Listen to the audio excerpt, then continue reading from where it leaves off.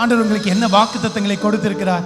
இந்த மாதம் நம் சபைக்கு கொடுத்திருக்கிறார். நான் உங்களுக்கு இளைப்பாறுதலை தருவேன் என்று கொடுத்திருக்கிறார். ஹல்லேலூயா! அவர் செய்ய நினைத்தது தடைப்படாது என்று சொல்லி இருக்கிறார். அவருக்கு ஒரு ஆராதனை செலுத்துவோமா? இந்த வேளையிலே நாம் சொல்லுவோமா?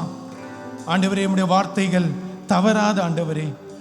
ஆனால் இந்த வேளையிலே நான் ஆராதிக்கும் பொழுது என் வாழ்க்கையிலே நீர் அதிசயமானவர் என்று நான் விசுவாசிக்கிறேன். ஆண்டவரே, நீர் இந்த நாளிலே இறங்கி வாரும், எனக்கு ஒரு அற்புதம் செய்யும் என்று சொல்லுவோமா?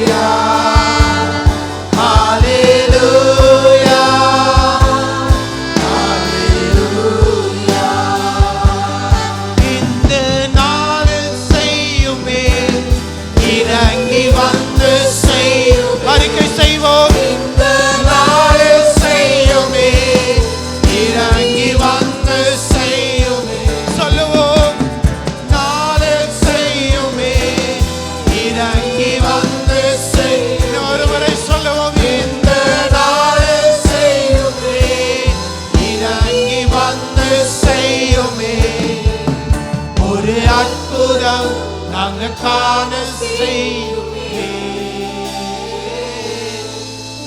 ஒரு அற்புதம் நாங்கள் காண செய்யுமே.